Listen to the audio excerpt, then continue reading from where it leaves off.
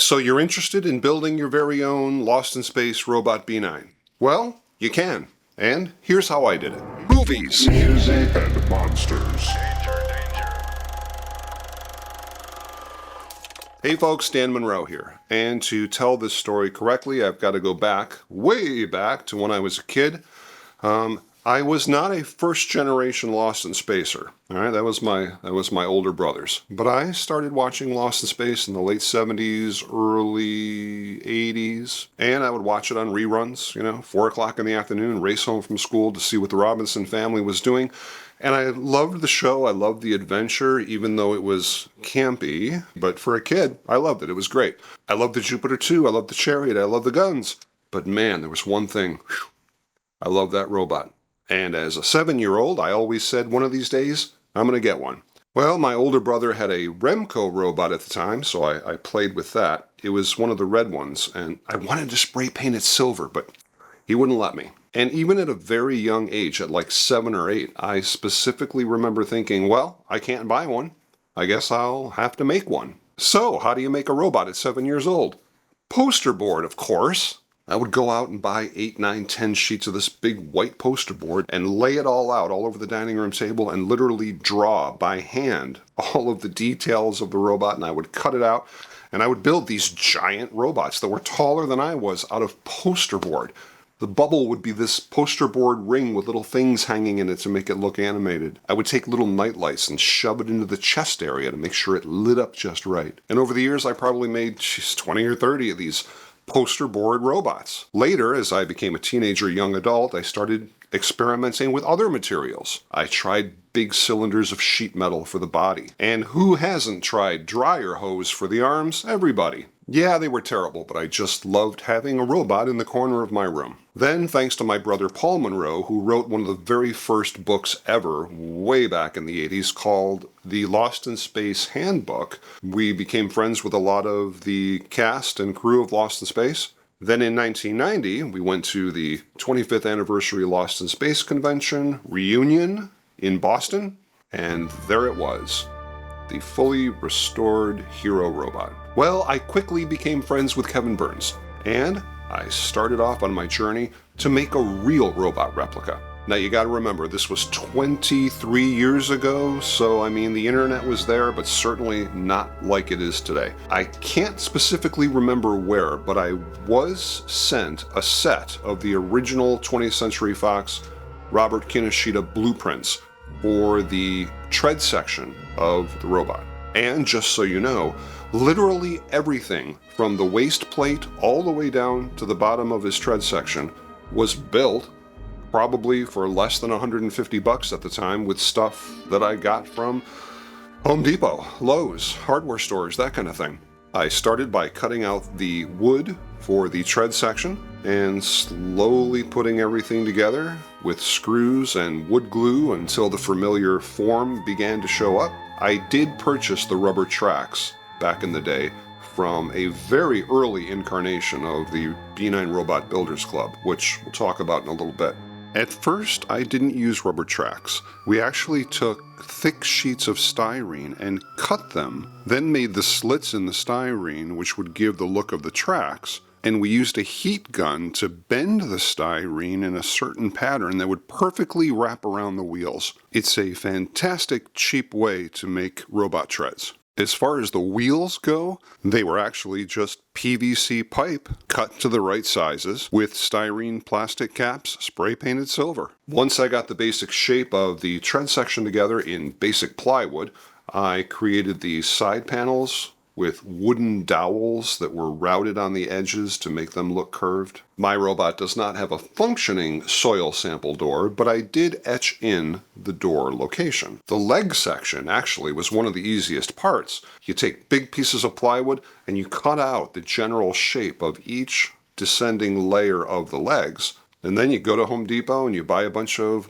pipe insulation. Cut them open, slap on some liquid nails, wrap them around the wooden form, stack them on top of each other. When you get exactly the height that you want, screw them into position, and there you go. Now, since I was building a first season robot, I had to have first season legs. And the legs of the robot in the first season, they weren't smooth like they were in season 2 and 3. They had a real wrinkly look to them. So I thought, geez, how in the world can I replicate that? So I built the legs the same way, with the wooden inner structure and the pipe insulation. But in order to get the wrinkled look, I went out and I bought an old plastic shower curtain, cut it up into strips, and I tucked it into each layer of the pipe insulation to give it a wrinkled look. Spray painted it. Bingo, there you go. First season wrinkled legs. Now at this point, I have to mention a very important person named Eugene. Eugene contacted me through my old website and said that he was from a town near me,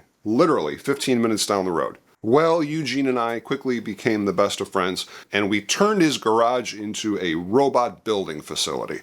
Now, me personally, I am the kind of guy that looks at things like details and things and how exactly I want them to look and do they look right. Eugene was the perfect match for me because he was the guy that knew how to do it. Couldn't have built my robot without Eugene. And after about 12 years, believe it or not, I'm finally back in contact with him again, and we're starting some new robot stuff, so stay tuned for that. Anyway, with Eugene's help, we started working on knee sections, which were sheets of styrene plastic placed on routers at certain angles, and you run it around like this and then flip it and run it around the other side, and you would have the basic shape of one level of the knee. Cover it with body filler, sand it down, spray paint it, stack 5 of them on top of each other, bingo, there you go, knees. The hinges on the side were simply cut out of styrene plastic with little wooden dowel caps going around the side of them. The knee plates, basically a piece of wood cut to the right size with some styrene going around the edges to make it smooth. The donut at the top of the legs, stacked a bunch of wood together, routed around, curved all the edges. The torso came from Fred Barton, which has lineage right back to the original castings of the robot on the show. Never forget how excited I was the day that giant box arrived. Let me tell you, and I did my first stack up out in the garage, and suddenly the robot was starting to take form. It was an expensive piece, but I felt that the torso, if anything, had to be right, had to look right. I know there's a lot of people that scratch build torsos. Incredible, they do a great job. But back then, we didn't really have that. There were no 3D printers, so the torso was a welcome addition, which was just perfect. When the torso arrived, it was completely smooth, required some sanding, but it was basically smooth. However, the real robot had a texture on him.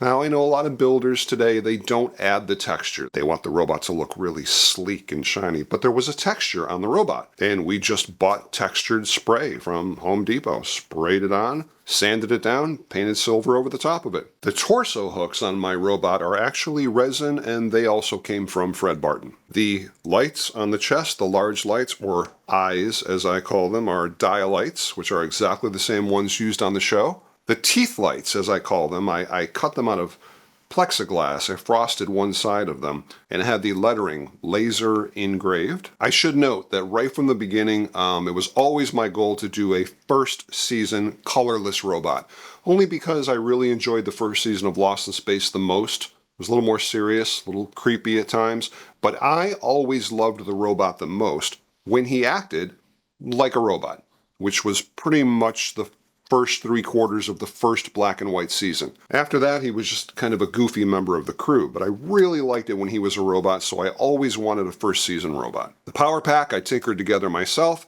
studying pictures from old VHS tapes, which is all we had at the time. The wrists are a hard resin, and I did purchase those from a different builder. But the claws, I'm proud to say, I carved those myself. At this point in the build, I had to make a decision. Am I going to have the arms come out, or am I going to have the arms stay in? So I decided I was going to keep the arms in because I couldn't find the right size of duct hosing for the arms. My arms are nothing more than a wrapped piece of sheet metal riveted together with real thin rubber edging, rolled and rolled and rolled and rolled and rolled like this, and compacted real tight. So when you look at it from the side, it looks like the robot's arm when it's pulled in. The robot's tape reel, which was inside the programming bay, was actually a reel of tape. The programming bay.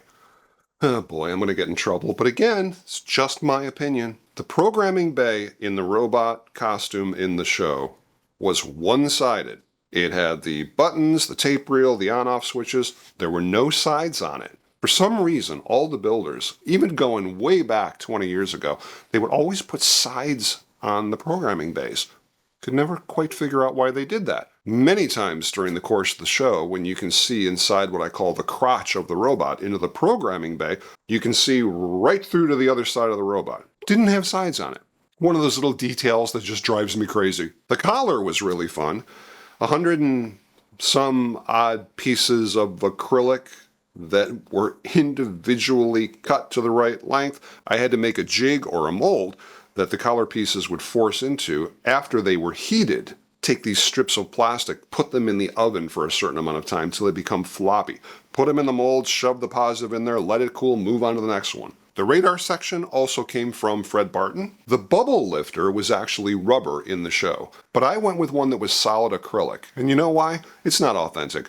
But in 1990, for the 25th anniversary Boston reunion, when Kevin had the Hero restored, at that time, the Hero had a solid acrylic bubble lifter. And that was the first time I saw the robot, so I did mine that way. Is it accurate? No. But does it look good? Yeah. The bubble. Oh, the bubble.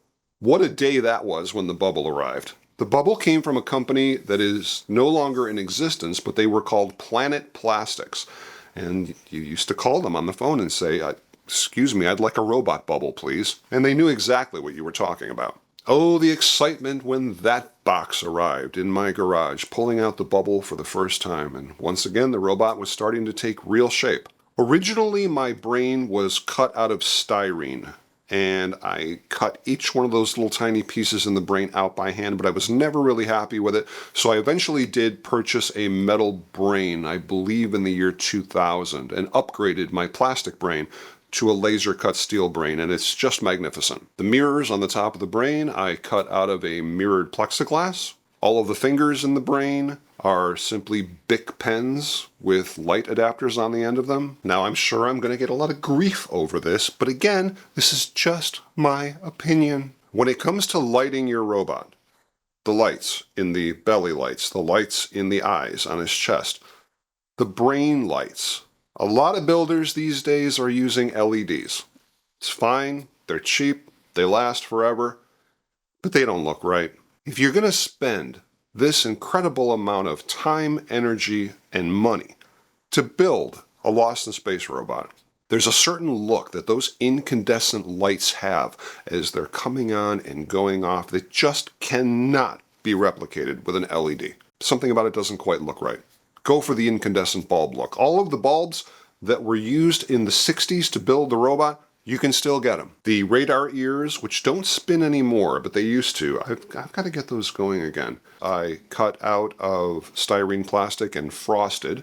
They weren't solid. They were frosted in the first season, and you can actually tell when Dr. Smith is behind it, you can see a shadow through it, so they were definitely translucent. And they weren't flat. They had a bit of a curve to them. Second season, they spray painted them yellow and red, but I love the look of the first season. The 4 vent sections around the lower part of the torso were made exactly the same way as the collar, with the acrylic rod bent to a certain form. I never got around to finding the actual real microphone, so I did purchase the microphone that's on him right now that's made out of resin. One of these days I'm going to go back and get an actual mic in there. The switch on the opposite side of the microphone, well, again, that depends. That switch was different in season 1, 2, and 3, so you got to figure out which season you want to make and get the right switch. The neon mouth, well, obviously that's not something I can do myself, so 23 years ago I contacted a guy who worked in neon who made me a mouth, and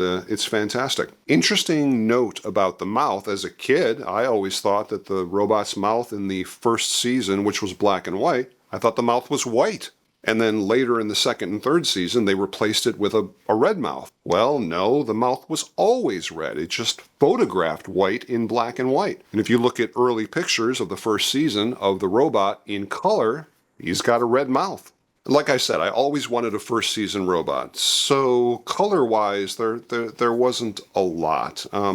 I see a lot of people, builders today, building robots, and you got to be very careful with color if you're going to build one that does have the darker legs and the red claws. A lot of people use colors that are just way too dark. The robot did not have black on him. There was nothing black on the robot at all except his treads, which most of the time the treads were dirty, so they didn't look black. If you're going to build a robot, don't use black. Use a charcoal color, or better yet, contact somebody from the B9 Robot Builders Club. They're great guys and would be more than happy to help you out. Sound system wise, back in the late 90s, I actually got permission, a license from Kevin Burns to do the official releases of the Robot Ramblings set. I literally took every VHS and every DVD that I had. I took every line of the robot, took it off the show, cleaned it up, removed the background noise, and created this 3-season set of the robot's lines from Lost in Space. They're still available. If you want them, shoot me a message. I'll send you a link.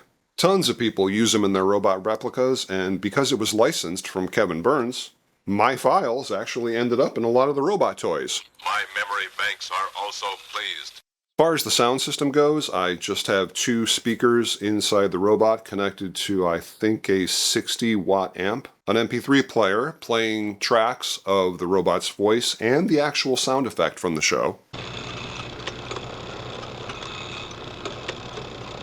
a closer look inside the robot. You've got all the wires, the electronics, the neon transformer. And no, I'm not saying my robot is perfect. I just wanted a robot that looked right. 9 times out of 10, all of these incredible props that you see on TV shows and movies, you get up to them close, they don't look all that great. But they look great from a distance, and they look great on film. And that's what I wanted. I wanted a robot that represented what I remember seeing on the show. And people these days are building robots, 3D printing robots that are leaps and bounds ahead of anything that I could ever have done. And I really admire their work. Speaking of which, if you want to actually build a robot and you have the time and the finances, seek out the B9 Robot Builders Club. I will have a link in the description right to them. They're a fantastic group of guys. There are vendors there who sell parts. There's an unlimited resource of data and information to help you on your build. You can build your own robot. It just depends on what you want to spend. $25,000, $30,000, yeah, you can have a great robot. But even if you've got $1,000 to spend, you can do it on that level, and they will help you. They're just amazing. I guess the point is, if you want a robot, like I did when I was 9, I used what I had. Use what you've got. Take the time. Build it with your friends. Build it with your kids. Make it an adventure. Make it a cool thing to do. Don't worry too much about the details. Just have fun with it. Anyway, I hope you guys liked this video. If you did, please like, subscribe, and comment. I've got lots of new video content on the way. If you have any questions, feel free to reach out and I'll do my best to answer them. And as always, guys, until next time, take care. Movies! Music and monsters.